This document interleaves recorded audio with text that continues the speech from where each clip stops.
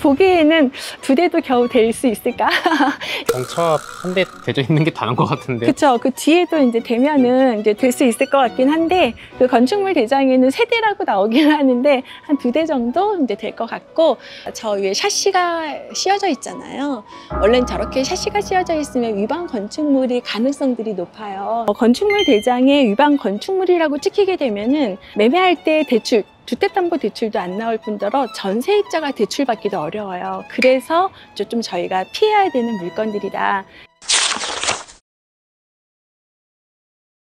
네, 안녕하세요, 미수영님. 네. 자기소개 간단하게 부탁드립니다. 제 소개요. 저는 이제 닉네임이 미수영이에요. 원래 본명은 따르게 있고요. 부동산을 시작한 건 2014년도에 소액경매로 시작을 했고, 지금도 소액경매 어떻게 계속 이어가고 있습니다. 그래서 지방하고 이제 서울 수도권 이런 물건들을 제가 감당 가능한 그런 물건들을 좀 주로 하고 있고, 소액경매가 요즘에 하기가 좋습니다. 왜냐하면 대출 규제도 많고, 그래서 대출도 안 나오는 부분이 있는데, 약간 지방은 그동안에 이제 가격도 많이 안 올랐고, 그런 이유로 인해서 경매 물건도 많이 나오고 있어요. 그래서 그런 물건들 같이 좀 진행해서 보시면 좋을 것 같습니다.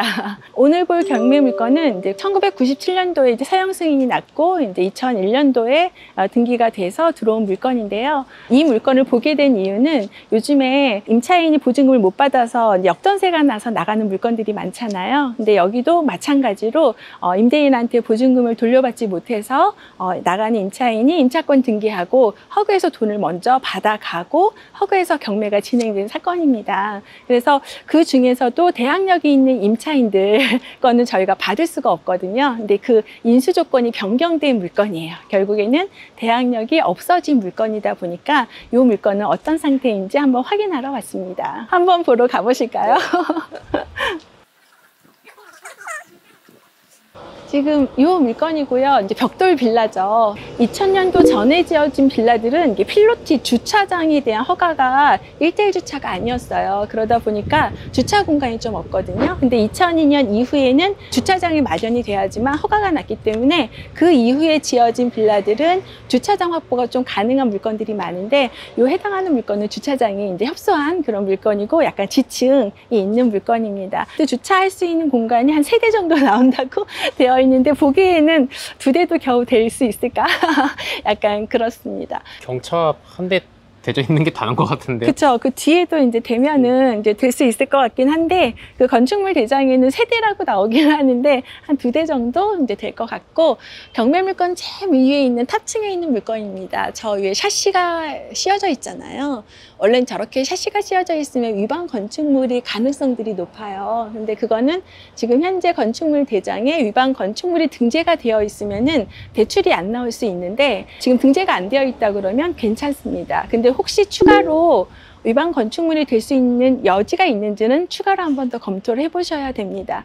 그리고 위반 건축물들을 저희가 주의해야 되는 사항이 있는데요. 건축물 대장에 위반 건축물이라고 찍히게 되면은 매매할 때 대출, 주택담보대출도 안 나올 뿐더러 전세입자가 대출받기도 어려워요. 그래서 좀 저희가 피해야 되는 물건들이다. 그런데 이제 간혹 이 위반 건축물 된 거를 저희가 수리를 해서 원상복귀 가능한 위반 건축물이 있을 수도 있잖아요. 그러면 그런 비용들은 한번 검토해 본 다음에 그만큼 더 싸게 받으면은 그게 또 하나의 전략이 될 수도 있습니다. 하지만 이제 그 부분이 힘들다. 그렇게 되면은 일단 입찰 금지, 입찰 금지하시는 게 좋습니다. 위험 리스크 갖고 가시면 안 돼요. 이 물건도 방 전용이 11평 되는 물건인데, 이제 이게 평면도를 띄워 보면은 확장 부분을 알 수 있을 텐데 여기가 확인이 좀 안 되고 있어요. 그래서 근데 그 한 2평 정도가 확장됐을 것 같긴 한데, 그거는 이제 추가로 확인을 해봐야 되는 물건입니다. 구축 빌라를 보실 때에는 저희가 그 노후도를 좀 봐야 되거든요. 왜냐하면 구축 빌라들은 누수가 좀 문제가 될 수 있고 결로 그 곰팡이균들이 좀 들어올 수 있어서 그런 부분들 확인하셔야 되고요. 그리고 여기 가스 배관 있잖아요. 배관을 따라서 저도 예전에 그랬거든요. 이 배관이 어디로 들어가는지 봐서 그 호스가 배관을 따라 올라가다 보면은 거기가 302호구나 뭐 이렇게 알 수가 있어요. 그래서 여기가 돌아가는지도 확인할 수가 있는데, 이 물건은 임차권 등기하고 나간 물건이에요. 현재 공실일 겁니다. 왜냐하면 전입세대 열람을 띄워보면은 전입되어 있는 사람이 없어요.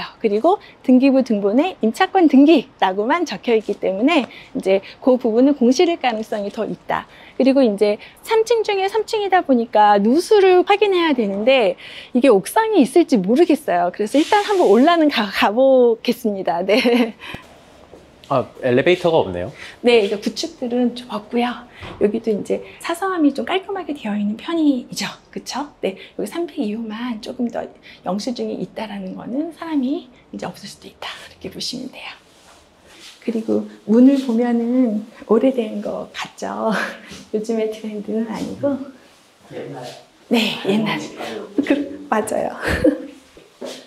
여기가 이제 302호인데 경매물건. 이제 빈 공실이 공실. 현재가 눌러도 사람이 없어요. 네, 여기를 한번 올라갈 수 있나? 열려 있네요. 이렇게 올라와서 여기 이제 방수 이렇게 밑에가 이제 누수 여부를 봐야 되니까 방수가 되어 있는지 그런 부분을 좀 확인을 해야 돼요. 그리고 이렇게 고여 있는 물이 있는 곳들은 약간 누수가 될 수도 있고 이제 그런 부분들을 확인을 해보고 이렇게 올라오면은 이렇게 주변도 뷰도 약간 보고 아파트 뷰가 좋네요, 여기는. 아파트 뷰가 좋죠. 그리고 여기 보면은 신축들이 있고 구축들도 있잖아요. 솔직히 여기 하나만 갖고는 개발이 안 될 거예요. 작으니까. 그렇죠. 아마도 개발 여부도 좀 중요하긴 여기 앞에 한데. 두 개를 이렇게 합쳐가지고 개발이 나중에 어떤 그런 시행사들이 들어오면은 가능할 수도 있겠죠. 근데 얘 단독만은 좀 힘들어. 여기 앞에 거랑 같이 이렇게 해서 협상이 되면 그때 가능하겠죠. 예. 얘는 이제 목적이 실거주로 들어갈 수 있느냐 없느냐를 검토해 봐야 되는데 일단 금액 대비해서는 나쁘진 않아요. 왜냐면 좀 더 싸게 받을 수 있으니까. 지금 가격이 어떻게 돼 있나요? 지금 가격이 얘가 이제 전용이 11평인데요.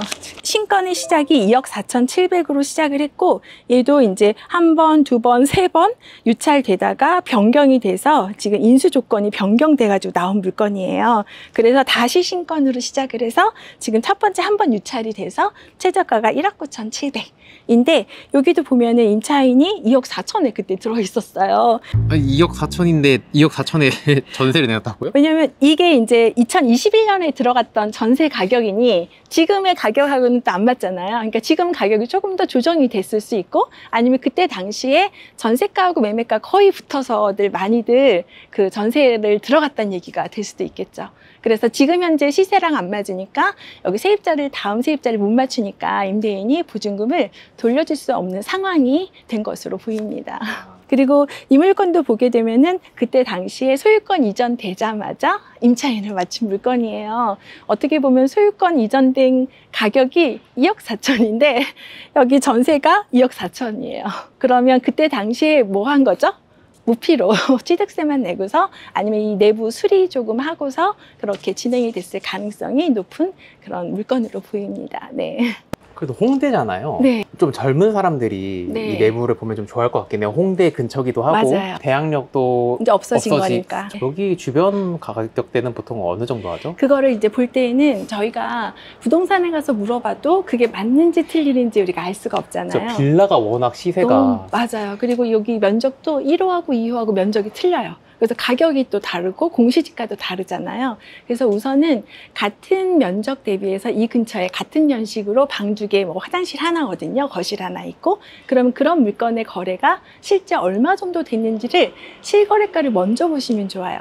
그래서 가격을 볼 때는 첫 번째 실거래가를 본다. 그리고 실제 네이버 매물에 나와 있는 매물들이 있어요. 그건 저희가 이렇게 소트해서 보면 방 두 개, 연식, 연도 이렇게 소트해가지고 보면은 그 물건들이 요즘에 지번까지 다 나와요. 왜냐면은 전세 대출할 때 공시 가격에 126% 이렇게 약간 제한을 뒀잖아요. 그래서 그 지번에 들어가서 공시지가 확인을 하고 그 금액까지 확인할 수 있게 네이버 매물의 지번까지 다 나와 있기 때문에 우리 물건 주변에 있는 매물이 얼마 정도에 나와 있는지를 저희가 확인할 수도 있습니다. 그래서 그렇게 보시고 맨 마지막에 가서 이제 나름대로 여기는 매가가 어느 정도 되겠다. 그리고 전세가는 얼마, 월세는 얼마가 되겠다라고 자기가 스스로 손품을 가지고 정리한 다음에 중개사에 가서 이렇게 얘기를 하다 보면 아, 내가 뭐가 틀렸구나, 아니면 아, 이게 맞구나, 아니면 이건 이렇게 바꿔야 되는구나라고 기준점이 생겨요. 근데 무턱대고 아무 조사 없이 부동산 가서 물어보면 중개사 사장님도 이 물건을 알 수도 있고 모를 수도 있어요. 그래서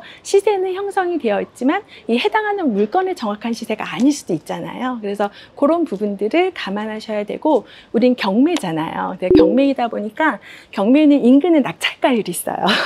그래서 최근에 인근의 낙찰가율이 몇 프로로 되고 있는지, 그럼 이 물건도 보시게 되면 이렇게 찾아볼 수가 있거든요.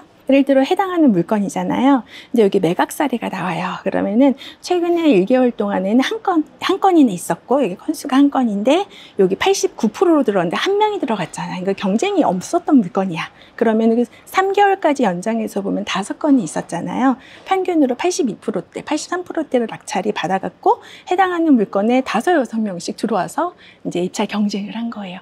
그럼 이렇게 일단은 빌라가 5명 정도 전후로 들어온다라고 하게 되면 사람들이 관심도가 있는 거예요, 지금 현재. 그래서 최근에 이런 감정가 대비해서 몇 프로 낙찰을 받아가는지 그거를 참고하게 되면 나도 이제 얼마만큼 싸게 받아야 될지 이제 고민하게 되잖아요. 그러면 기본적으로 80%대 초반이라 그러면은 한번 유찰이 됐을 때 약간 최저가에 던지기 이렇게 해서 사람들이 들어갈 수 있겠죠. 그래서 시세 조사를 한 다음에 한번 유찰된 최저가하고 비교를 해서 이게 실익이 있는지를 검토를 하고 들어가시면 될 것 같아요.